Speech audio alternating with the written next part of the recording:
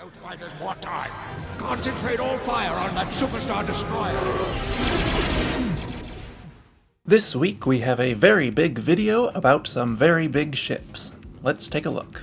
I am Joey from Radio Free Coruscant, and these are the best Dreadnoughts in Star Wars.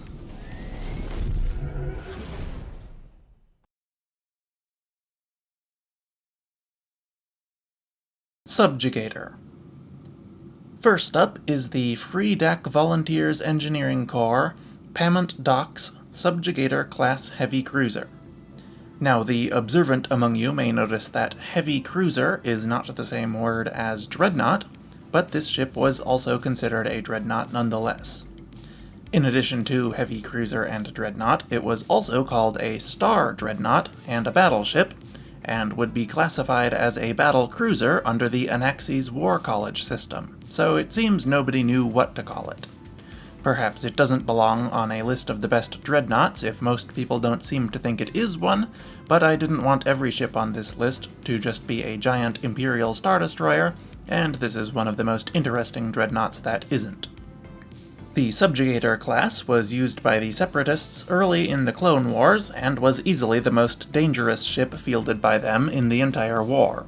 It was one of the largest ships of the war, and was extremely heavily armed, including a pair of mega ion cannon superweapons that could disable entire fleets in one shot.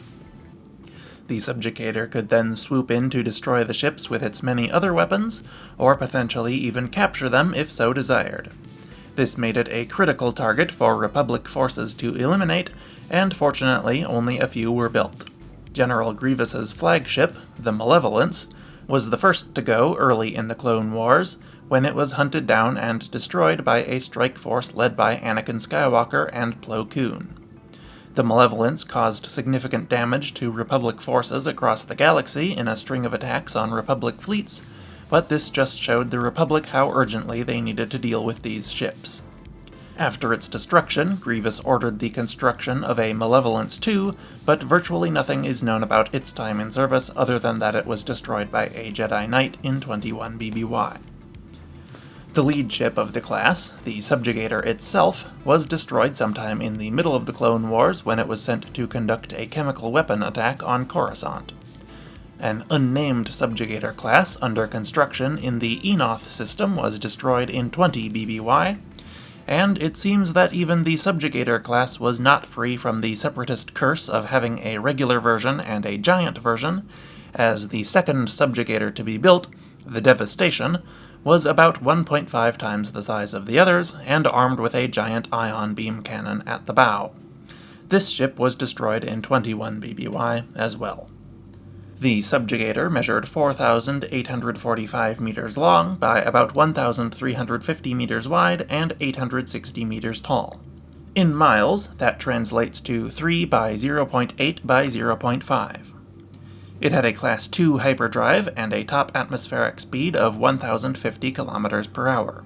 It was extremely well armed for its size, with 2 mega ion cannons, 20 twin heavy turbolaser batteries, 20 twin medium turbolaser batteries, 200 twin light turbolaser batteries, an unknown number of flak guns and normal ion cannons, 400 point defense twin light laser cannon turrets, 10 proton torpedo launchers, and 2 heavy tractor beam emitters. Its hangars carried 48 Hyena-class droid fighter bombers, 144 Vulture droids, numerous Drosh-class boarding ships, and various landing craft, ground combat vehicles, shuttles, and other utility vehicles, including trains on its internal rail network. The ship required a crew of 23,350 officers, droids, and enlisted personnel, but could be operated at minimum capacity with just 900 crew. It also carried 60,000 battle droids, 85,000 tons of cargo, and 2 years of consumables. This ship was obviously not for sale to the public, but each vessel cost the Confederacy of Independent Systems a sum of 875,500,000 credits apiece. Bellator. Virtually nothing is known of this next ship, the Kuat Drive Yard's Bellator-class Dreadnought, but what we do know of it was interesting enough to warrant discussion anyway. This was an offshoot of the legendary Mandator series Dreadnoughts, and could perhaps be considered the Mandator 2.5. The Mandator line diverged from the medium-sized and heavily armed Mandators 1 and 2 into the medium-sized and moderately armed Bellator and the extremely large and heavily armed Mandator III. The Bellator was slightly smaller than the Mandator II and sacrificed some of its firepower in favor of speed. It would probably be better classified as a fast battleship, like the Iowa, South Dakota, Bismarck, Scharnhorst, Richelieu, and other similar ship classes in real life. The ship's creator, Star Wars fan artist and occasional Lucasfilm collaborator Ansel Xiao, better known as Fractal Sponge, thinks so as well. He based the design in general on a background ship from the Dark Empire comics, but states that the closest real-life equivalent would be the HMS Vanguard, a King George V class fast battleship. But the Anaxes War College system doesn't get that granular with their classifications, so based on its size it ended up as a dreadnought. Speaking of size, it was enormous compared to the Subjugator we just took a look at, even though it's still the second smallest dreadnought on this list. In fact, it was the size of an average small to medium town, or roughly as big as JFK International Airport in New York. Though to be honest, that says more about how colossal the airport is than the ship.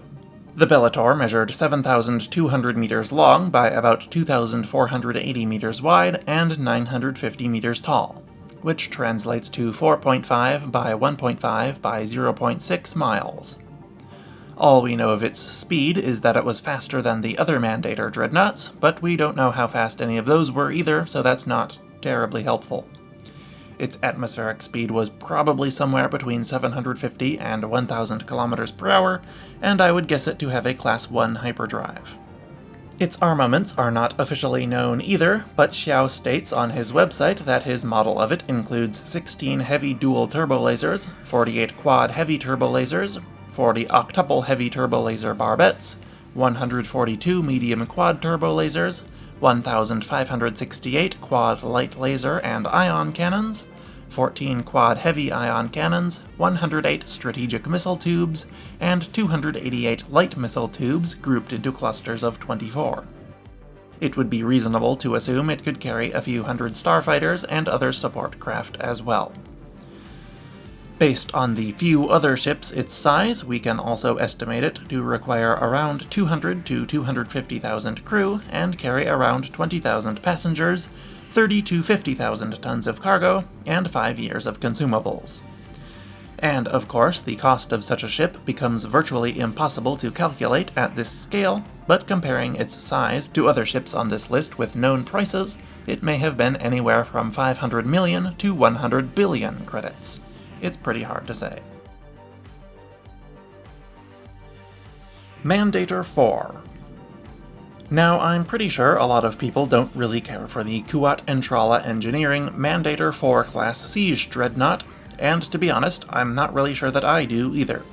It was the subject of one of the most underwhelming and controversial space battles in Star Wars, and based on its weapons, it was arguably more of a siege platform than a dreadnought, no matter what the War College classification system says about its size.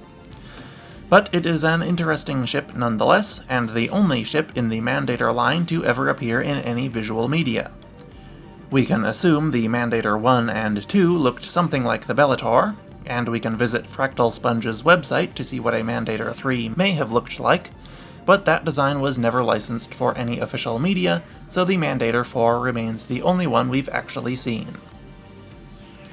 Perhaps due to its introduction in secret sometime after the fall of the Empire, the Mandator 4 was a very simple and relatively bare-bones design relative to Republic and Imperial dreadnoughts. In fact, it was essentially just a platform to carry and defend a pair of gigantic orbital autocannons. It carried no other weapons besides these and a handful of point defense cannons, but it didn't need them. The orbital cannons were some of the most powerful ship-mounted weapons ever put to service, giving the Mandator IV more firepower than a dozen Star Destroyers, at least according to Admiral Akbar.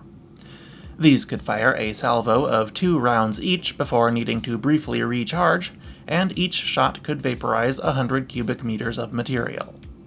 They could punch through planetary shields like they weren't even there, and could effectively one-shot any ship the New Republic or Resistance could bring to bear. This may have been inspired by the Empire's difficulties in the Battle of Hoth and similar engagements, where the Empire had to land walkers a significant distance away and wait for them to destroy planetary shield generators before a full invasion could begin. The Mandator IV could nuke the generators from orbit and allow an Imperial or First Order fleet to begin landing, or blasting, immediately. The Empire wasn't known to have used the Mandator IV, but it was said to be a testbed for the Zeiston-class Star Destroyer's orbital cannon technology, and those were under construction on Exegol not long after the Battle of Hoth, so it's possible that the Empire created one or two of these as prototypes to test the mechanics of the Zeiston's ventral superlaser, and then the First Order later adapted the design into a production warship. The First Order fielded at least 3 Mandators, possibly more that we haven't seen. The most famous of these, the Fulminatrix, fought in the Battle of Dakar and destroyed the Resistance base there before being destroyed itself. Another Mandator was dispatched to attack Naboo, but was severely damaged by Naboo starfighters and retreated. The third was sent along with a fleet of Resurgent-class Star Destroyers to Base Delta Zero the planet Tanuna as punishment for aiding the Resistance after the Battle of Crate. Despite the Mandator III being much larger than its predecessors, the Mandator IV returned to the same size range as the Bellator and the Mandator I and II. In fact, it was roughly halfway between the size of the Bellator and the Mandators, making it roughly the size of Moab, Utah, depending on how you measure the city. Though obviously Moab makes for a much more exciting vacation destination than a Mandator Dreadnought would. To be more specific, the Mandator IV measured 7,669.7 meters long by 4,121 meters wide and 770 meters long, or 4.7 by 2.5 by 0.47 miles. Its hyperdrive rating and atmospheric speed were unknown and probably not very fast. It was armed with 2 orbital autocannons, 26 dorsal point defense anti-aircraft cannons, and 6 tractor beam projectors. Why it was not given any ventral cannons besides the City Smashers, or any turbo lasers, ion cannons, or anything else for that matter, is unclear, but perhaps this was due to its seemingly somewhat experimental nature. And, for the most part, it seems it was meant to be defended by a squadron of Resurgent-class Star Destroyers. It did carry at least a few TIE FO and TIE SF space superiority fighters, though. The ship required a crew of 193,000, including 53,000 officers and 140,000 enlisted staff. It could also carry 22,000 passengers in the form of stormtroopers, and an unknown amount of cargo and consumables. I would assume in its cargo it could carry mobile bases and other ground equipment for the First Order to occupy a territory, but we don't know for sure. We don't know its price either, but it was probably somewhere in the same range as the Bellator, perhaps a bit more. Assertor. So far, we've had 1 overgrown Star Destroyer and 2 pairs of cannons with ships built around them, so it's time we get to the real Dreadnoughts. And the first of those is going to be the Kuat Drive Yard's Assertor-class Star Dreadnought. I actually added this one to the list later in the process, but couldn't decide which other Dreadnought to kick out for it, so I ended up deciding to talk about all 6 anyway, since I thought, foolishly, that I wouldn't have that much to say about several of them. Turns out that was incorrect, but I'm keeping it anyway, so enjoy your free bonus Dreadnought. Buy 5, get 1 free. The Assertor was the second largest in the line of standard Imperial Dreadnoughts, coming in between the 12-kilometer Mandator III and the 19-kilometer Executor. Design-wise, it was very similar to the Mandator line and the Bellator, with a very large superstructure above the main arrowhead plane of its hull, and a prominent centerline ridge. What set it apart from the other Dreadnoughts was its impressive communications and sensors arrays designed for the Assertor's role as a command and sector control ship. Other models of Dreadnoughts were usually used as command ships as well, but the Assertor's comms equipment gave it a tremendous leg up in that department. Another interesting feature of the Assertor was actually one that it didn't have. Like the Bellator, the Assertor was also a creation of Ansel Xiao that was made official in the Essential Guide to Warfare. In one of his original fan renderings of the Assertor, the ship sports an axial superlaser like that of the Eclipse, but this weapon did not make it to the official version. It would seem to me that such a weapon would contradict his description of the ship as being less of a terror weapon like the Executor and Eclipse, and more optimized for basic conventional fleet work. Perhaps his original vision of the ship before making it official was something more bombastic, or perhaps the superlaser image was just a fun what-if. Still, it's an interesting possibility either way. Only two Assertors are known to exist currently, the Assertor itself and the Wrath. I doubt these were the only two Assertors ever built, we probably just haven't heard about the rest. However, I wouldn't blame the Empire if they did only make two of them though, as the Assertor is roughly the size of Edinburgh, Scotland. But considering how many of the even larger Executor class they made, I'm sure there were plenty of Assertors around as well. The Assertor-class measured 15,000 meters long by about 8,000 meters wide, and 1,450 meters tall. That's roughly 9 miles by 5 miles by 1 mile. It had a Class 2 hyperdrive and no known atmospheric speed. I mean, I doubt any of the ships on this list were capable of atmospheric flight, but it's still a useful representation of a ship's speed relative to other ships in general.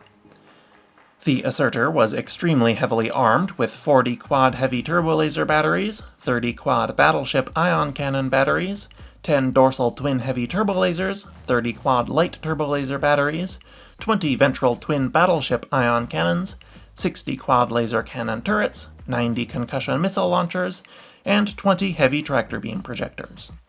It could also carry up to 120 starfighters in its hangars, as well as numerous larger vehicles such as landing craft, shuttles, gunships, and walkers.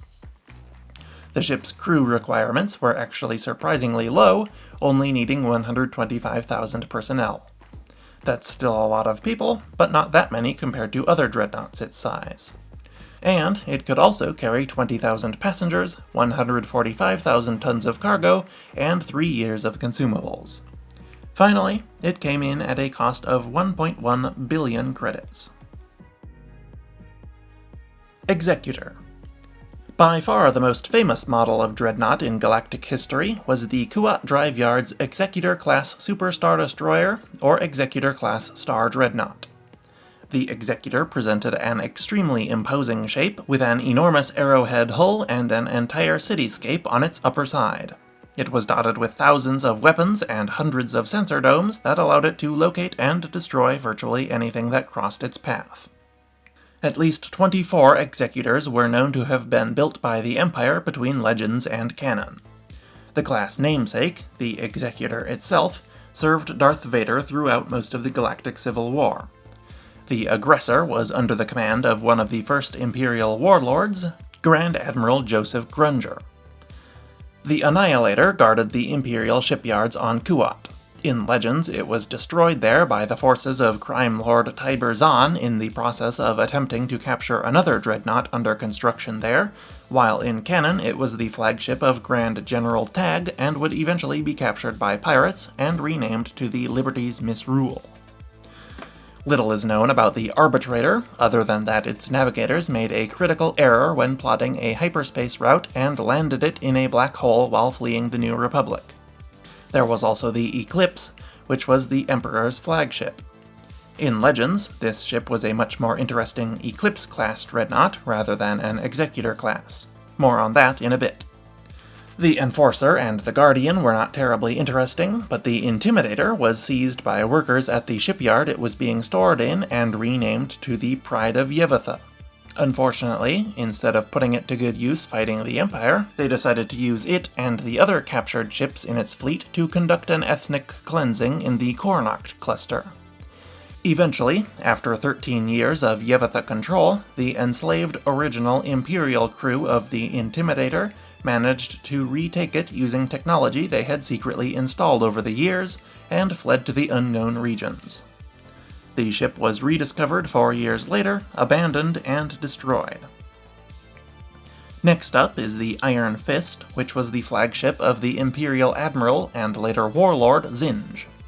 It was originally named the Brawl, but Zinj renamed it in honor of the first ship he commanded. It was eventually destroyed over Dathomir with the rest of his fleet. The Lusyanka had perhaps the most interesting story of any Executor class, serving as an emergency evacuation craft for Emperor Palpatine and a private prison for the Director of Imperial Intelligence, Izan Ivard. It was built at the same time as the Executor, and shared the same name during construction to make it seem on paper like only one ship was being built, after which it was commissioned as the Lusyanka and buried under the surface of Coruscant inside a massive repulsor lift cradle to return it to orbit when the need arose. The public was told it was just a planetary power generator, of which there were many more across the planet, and Palpatine allegedly used some form of mass mind trick to make everyone who witnessed its installation forget what they saw. Prisoners housed aboard the Lusyanka were forced to labor in a fake mine built inside the ship, where the artificial gravity was inverted to confuse prisoners and thwart escape attempts, by tricking escapees into digging down towards the lower levels of the ship, instead of up towards its dorsal cityscape and all the hangars and docking ports that could be found there. After rebel pilot Corran Horn was imprisoned aboard the Lusyanka and eventually escaped, Director Izard elected to flee Coruscant, launching the Lusyanka and destroying over 259 square kilometers of the planet's surface and killing millions of residents. It later fought in the Battle of Thyfera before being nearly destroyed and then captured by the New Republic.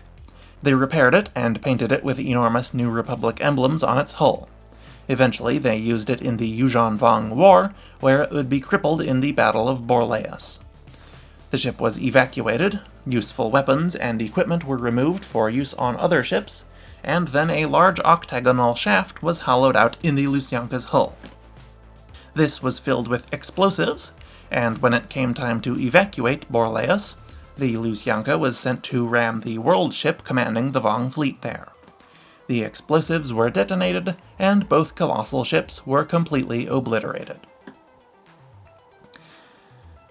Anyway, the next Executor, alphabetically, was the Nighthammer with an N, which was later renamed to the Nighthammer with a K by Admiral Dalla, as a little joke referencing her intentions to use it to destroy the New Jedi Order. Nice work, Dalla, you really smoked 'em with that one. The Oppressor, Ravager, Razor's Kiss, and Reaper were not terribly interesting.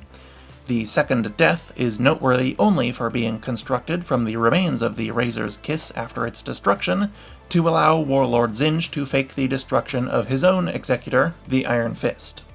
The Terror was modified with what I can only assume is the largest cloaking device ever built, and was outfitted with TIE Phantoms to continue the stealth theme. The Vengeance and the Whelm were both fairly inconsequential, interesting only for being the last two named Executors on an alphabetical list such as this. There were also 5 unnamed Executors, a Star Dreadnought Assault prototype, a Star Dreadnought Command prototype, a second cloak-equipped Executor like the Terror, an Executor commanded by Force-sensitive Jedi clone X-1, and one completely unknown and anonymous Executor that guarded the planet Bastion. And finally, there were 4 more Executors in canon that we have never seen or heard about at all. We just know that the Empire built 13 Executors total in this continuity, and we only know about 9 of them so far, leaving 4 undiscovered. They may have been 4 of the Executors from Legends, or 4 entirely new ships. What a lot of Dreadnoughts. The Executor class measured 19,000 meters long by about 6,268 meters wide and 1,693 meters tall. That is equivalent to 11.8 miles long by 3.9 miles wide and 1 mile tall. This makes it about as long as San Diego is wide, or just barely shorter than the entire island of Manhattan. Unlike Manhattan, it had a Class 1 hyperdrive and a top atmospheric speed of 100 km per hour. It was armed with over 5,000 turbo lasers, including 750 twin heavy turbo laser batteries, 1,000 twin light turbolaser batteries, and what I can only assume to be 3,250 medium turbolaser batteries or other turbolasers. It also had 1,000 twin battleship ion cannons, 125 assault concussion missile launchers, and 250 quad laser cannon turrets. Its embarked craft complement was similarly impressive, at a total capacity of over 1,000 ships. This included 144 TIE Series starfighters, 12 squadrons of 12. It also carried 200 assault shuttles, transport shuttles, and support craft, 24 AT-ATs, 50 AT-STs, and almost 600 various other ships, including Y-85 Titan dropships, and probably some Gozanti cruisers or other utility ships. It had a crew of 280,784, but could be operated by only 50,000 if necessary, and could carry 38,000 passengers, mostly stormtroopers. It could also carry 105,000 tons of cargo, including 2 IM-455 modular garrison bases and 6 years of consumables. At a cost of 325 billion credits, that's billion with a B, it was one of the most expensive ships ever to be mass-produced. With 13 Executors built in canon and 17 in Legends, that's a total of either 4.2 or 5.5 trillion credits spent on the class as a whole. That's roughly the entire 2025 GDP of Japan or Germany, assuming an exchange rate of roughly $1 per credit. Let me know in the comments if you think that was a good use of the Empire's money.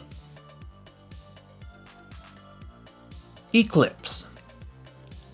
And finally, we come to the largest ship by volume and most intimidating ship by looks on this list, the Kuat Drive Yard's Eclipse-class Dreadnought. Somehow, Palpatine returned in Legends like he did in The Rise of Skywalker, but instead of commanding a fleet of hundreds of regular-sized Star Destroyers with super lasers attached, he just had one really big one instead. Well, technically two, the Eclipse and the Eclipse II, but he only had one at a time. The first Eclipse was built at Kuat and was briefly captured and taken for a joyride by crime lord Tiber Zahn while under construction, but he ultimately decided it would be too big of a target for the Rebellion and the Empire alike, and gave it back. It was moved to Biss to finish construction, and after Palpatine was resurrected in a clone body there, he took command of it and sent it on a terrible campaign of destruction against various New Republic fleets and installations. Eventually, the ship was accidentally destroyed by Palpatine himself when he lost control of a force storm he created to fight Luke Skywalker, and Palpatine was killed aboard. But one resurrection was not enough for the Dark Lord of the Sith, and somehow Palpatine returned again. He once again required a sinister flagship, and the Eclipse II, which had been under construction over Biss this entire time, was completed for him. This ship was actually quite a bit different from the first Eclipse, with a redesigned engine layout, command superstructure, and bow. The first ship's gravity well generators were seemingly omitted as well. The Eclipse II did not have quite as much of an impact on galactic history as the first, as it was destroyed after only one major battle when R2-D2 hijacked it on Onderon and sent it back to Biss on a collision course with another superweapon stationed there, the Galaxy Gun. The gun had been armed in preparation to aid in the Battle of Onderon, and its captain fired on the Eclipse in an attempt to destroy it and save his own ship. This was unsuccessful, and the Eclipse rammed the Galaxy Gun. The gun's particle disintegrator warhead was caught in the gravity well of Biss and destroyed the planet, taking the remains of both ships with it. The Eclipse I measured 17,500 meters long by about 10,275 meters wide and 6,000 meters tall, or 10.8 miles long by 6.3 miles wide and 3.7 tall. This was roughly as long as Miami, Florida, or Dublin, Ireland are tall, if you pick the right spots to measure from. The Eclipse II appeared to be slightly different in proportions, maybe a little bit narrower, but overall roughly the same size. The Eclipse-class in general had a Class II hyperdrive, and their top speed was unknown, but they had a maximum acceleration of 940 Gs. It was armed with one axial superlaser, which was not as powerful as the superlasers on the Death Stars, but could still crack a planet's crust or vaporize a capital ship in a single shot. It also carried 550 heavy laser cannons, 500 turbolaser batteries, 10 gravity well projectors, 100 tractor beams, and 75 ion cannons. One source even states that it was armed with a resonance torpedo launcher like the one on the Sun Crusher, but that source doesn't seem entirely reliable to me, and none of the actual stories about the ship mention one to my knowledge. It does seem plausible, but I don't think it is correct. Anyway, the Eclipse could also carry 50 TIE interceptor squadrons and 8 TIE bomber squadrons. Assuming a squadron size of 12, like most other ships, that would be a total of 600 interceptors and 96 bombers. It could also carry 180 ATs, 5 prefabricated garrison bases, and presumably a variety of shuttles and landing craft. It had a genuinely insane crew requirement of 708,470 staff, equal to half of Amazon, almost 2 Starbucks, or the entire population of Nashville, Tennessee. It could be operated by as few as 88,500 crew if necessary, though. It could also carry 150,000 troops as passengers, as well as 600,000 tons of cargo and 10 years of consumables. The price of the Eclipse was unknown, but considering the price of the Executor, I would be shocked if the Eclipse came in at less than 1 trillion credits. And those are 6 of the best Dreadnoughts in Star Wars, if not the 6 best. Let me know which of these was your favorite, or what other Dreadnoughts you would have included instead. There aren't a whole lot of others that I left out, but it's possible that one of them is someone's favorite. There were a couple of Old Republic-era ships, a couple Imperial ones, and the Mega-class from The Last Jedi, but these seemed like the best 6. I almost went for 7 and included the Mega-class, but at 3 times the size of the largest ships on this list, I kind of consider it to be more of a mobile battle station than a dreadnought. It should really be called something else, but the Anaxes War College system simply was not created with ships that large in mind.